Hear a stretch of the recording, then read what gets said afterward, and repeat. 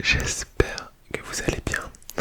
On se retrouve aujourd'hui pour une vidéo lecture de pages Wikipédia aléatoire. Ça fait un petit moment que j'ai pas fait ce format sur la chaîne. J'en ai parlé récemment dans une vidéo, peut-être le bilan, je crois. Peut-être le bilan, mais c'est vrai que ça fait très longtemps que j'en ai pas fait. Donc voilà, je me suis dit pourquoi pas revenir un peu aux bases de la chaîne, de la lecture et ce format que j'ai toujours bien apprécié, et vous aussi d'ailleurs, parce qu'on découvre des trucs, on tombe sur des pages particulières qu'on connaît pas, etc. Bon. Alors, je vais, je vais d'abord, je vais tirer les pages aléatoirement, bien évidemment. S'il y a des pages, des sujets un peu peut-être trop particuliers, je vais peut-être pas les lire si c'est trop compliqué ou quoi, ou si c'est trop long. Voilà, en fait, j'aime bien les pages qui sont pas trop longues, comme ça je peux en enchaîner plein. Allez, c'est parti. Article au hasard. Ah ben là, pour le coup, c'est ultra court. David Este est un corregimiento situé dans le district de David, province de Chiriquí, au Panama. Il a été fondé le 14 février 2018, se séparant du corregimiento de David. Son chef-lieu est Barrio Bolivar. Et ben, je ne sais pas ce que c'est. Ah, attends, c'est un corregimiento. Alors, les corregimientos sont les plus petites divisions politico-administratives du Panama. Depuis 2020, le pays est subdivisé en 695 corregimientos. Voici ci-dessous la liste de ceux. Ok, donc en fait c'est un. Ok, donc c'est une petite division. Ok, intéressant, je connaissais pas du tout. Ok, et bah très bien. On enchaîne, voilà, on voit des pages comme ça, on découvre des trucs rapidement, etc. Alors, ok, Vacances en enfer est un téléfilm américain réalisé par Michael Miller en 2001. Synopsis. Paris vient visiter Tim, un vieux camarade de l'académie de police de laquelle ils ont été renvoyés tous les deux. Ce dernier l'accueille à bras ouverts, lui laissant disposer de tous ses biens pendant une absence de quelques jours. On apprend ensuite aux informations que le bateau qu'il avait loué a explosé sans laisser de survivants. Et des deux Sid, la charmante amie de Tim, Paris essaie d'y voir clair, mais la situation se complique. Tim semble devoir beaucoup d'argent à des créanciers qui deviennent impatients. Fiche technique, bon ça on s'en fout, réalisateur Miller, ça dure 90 minutes, c'est un thriller. Les acteurs, il y a Scott Baio, Krista Allen, James Wilder, Sandra S. Tracy, Walter Richard Whedon, Marty Papazian et Rachel Hirsch.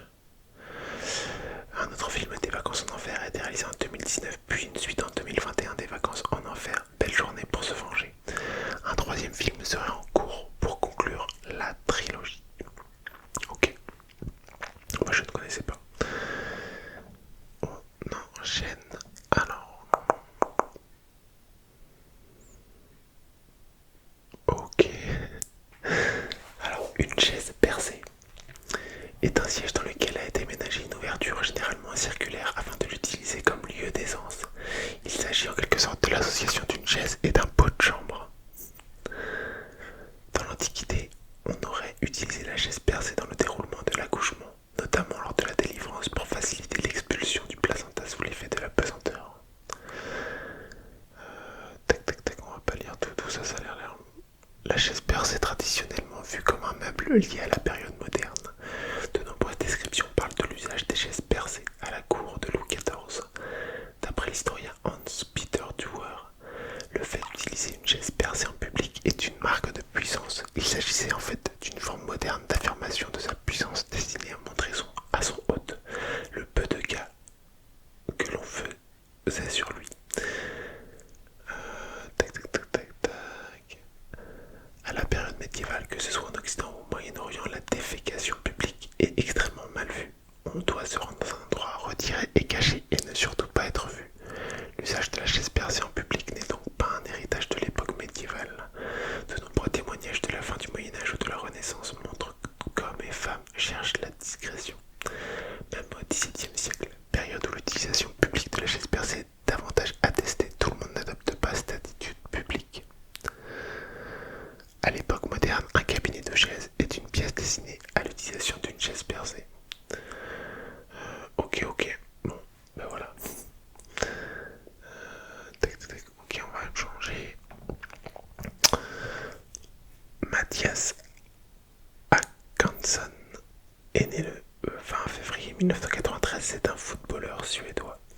Il évolue au poste de milieu gauche avec le club de Trelleborg FF. Le 6 août 2012, Hakanson débute en Allsvenskan pour le Mjällby AIF lors d'une victoire contre l'Örebro SK.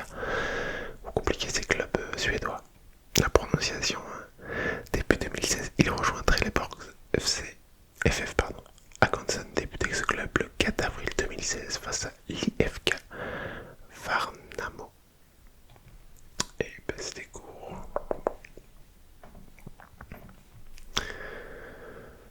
Oula.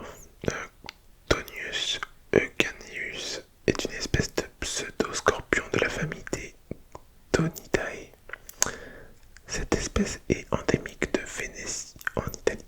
Elle se rencontre dans les Busa del Orso à Arvolone, dans les monts Euganéens. Son nom d'espèce lui était donné en référence du lieu de sa découverte, les monts Euganéens. Voilà. Ok. Bon, mais très bien. Donc c'est un scorpion quoi. Un petit scorpion. Ok. Article au hasard. Bon, ça c'est pas ouf. Liste des sites mégalithiques en Écosse. Et juste une liste. Voilà. Je vais pas vous la lire parce que c'est pareil. Là, c'est que des mots. En plus, c'est que des endroits. Donc, c'est que des noms complexes. On va passer. Allez. Ivor Novello. De son vrai nom, David Ivor Davies est un auteur, compositeur, chanteur et acteur britannique né le 15 janvier 1893 à Cardiff, au Pays de Galles, et il est mort le 6 mars 1951 à Londres, en Angleterre. Au théâtre, il compose des comédies musicales, souvent en collaboration avec le parolier Christopher Hassall, joué à Londres de 1917 à 1951. Il est aussi l'auteur de plusieurs pièces dont certaines sont données à Broadway entre 1923 et 1936, ainsi que des spectacles musicaux auxquels il collabore. De plus, il participe régulièrement à l'ensemble de ses productions comme comédien et ou chanteur. Au cinéma, il débute comme acteur en 1919 dans L'Appel du sang, un film français muet de Louis Mercanton, sorti en 1920, avec lequel il tourne ensuite Mirka, la fille à l'ours, en 1920, aux côtés de Réjeanne et Charles Vanel. Il jouera ensuite dans 21 autres films jusqu'en 1934. Parmi ses rôles les plus marquants, il tourne en 1927 dans 2 films muets britanniques sous la direction d'Alfred Hitchcock, The Lodger, dont il tournera également en 1932 un remake parlant, The Lodger, de Maurice Helvey et Downhill. Son premier film américain est The White Roses en 1923 de Griffith. Ok. On enchaîne avec quelqu'un d'autre ou quelque chose d'autre. Quelqu'un d'autre. François-Joseph Billion, dit Noël Billion, est un homme politique français né le 4 mars 1752 à Arras dans le Pas-de-Calais et décédé le 14 mars 1829 au même lieu.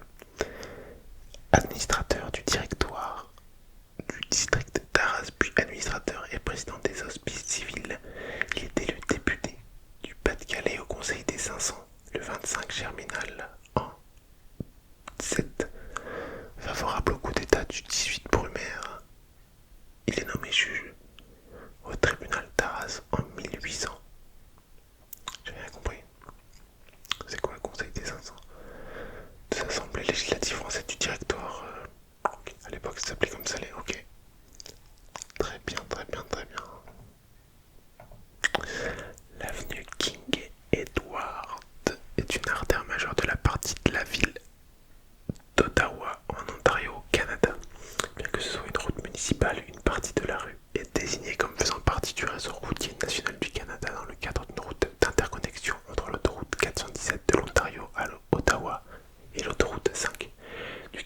à Gatineau.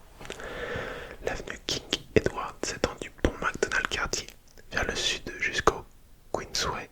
La rue s'appelait à l'origine King Street et fut renommée en 1901 en l'honneur du roi Édouard VII. Au XIXe siècle, le Bailliage est un égout à ciel ouvert qui s'étendait du canal Rideau jusqu'à la rivière Rideau. Traverser la rue en sens entrant. Ok. Oui, un peu plus d'histoire là-dessus, mais ok, on enchaîne. Veronika Trankova, je sais pas comment on dit, est une joueuse de volley-ball tchèque, née le 13 octobre 1995 à Prague. Elle mesure 1,88 m et joue au poste de centrale. Qu'est-ce qu'on peut voir? Elle joue actuellement dans le club de Vega Dukla Liberec. Avec l'équipe nationale, elle a gagné la Ligue européenne en 2019. Elle a gagné la médaille d'argent en 2022. Elle a gagné le championnat de République tchèque en 2017, 2018, 2019. Elle a gagné la coupe de la République tchèque en 2018, 2019 et 2020. Elle a reçu la Ligue d'or européenne en 2021 pour la meilleure attaquante, en 2022 pour la meilleure serveuse et en 2022 aussi pour la meilleure bloqueuse. Ok, et ben je ne la connais pas, je ne connais pas trop le volleyball. Mais ok, très bien. Très bien, très bien. On s'en va encore une ou deux. Patrice Buendia, né le 22 mai 1971 à Lyon, est un scénariste de bande dessinée français. Après avoir soutenu une thèse de lettres modernes option cinéma, il écrit des courts-métrages, publicités et films d'entreprise tout en publiant des chroniques sur le cinéma.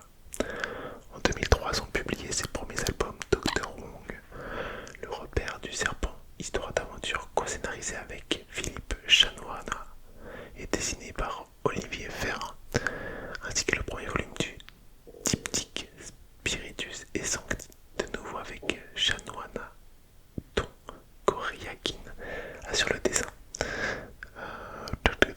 Ok, bon, moi ça m'intéresse pas plus que ça, je vous avoue. Hop, on passe, on en refait une dernière.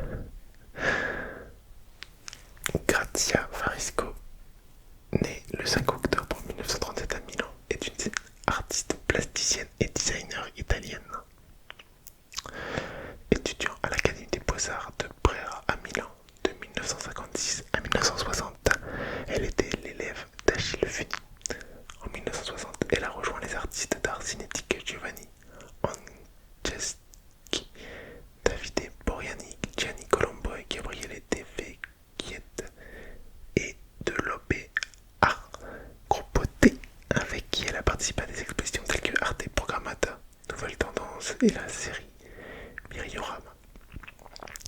Entre 1961 et 1967, elle a travaillé comme designer graphique pour la société italienne multinationale de grands magasins La Rinascente, la revue d'architecture et de design Abitare, la société de design Gardel et l'hôtel de ville de Milan. Elle est de nos jours considérée comme l'une des rares femmes artistes impliquées dans le mouvement Hop Art, avec Edna Andrade, Bridget Riley et Vera Molnar. Son travail a été présenté dans de nombreuses expositions internationales, notamment à la Biennale de Venise, la Quadriennale de Rome, la Triennale Toyama et le Forcefield Phase of the Kinetic. Ok, Beyond Geometry et OP Art. De 1981 à 2007, elle est professeure de théorie à la perception à l'Académie des Beaux-Arts de Brera. En 2007, le président italien Giorgio Napolitano lui a décerné le Presidente della Repubblica Prize for Sculpture à Rome.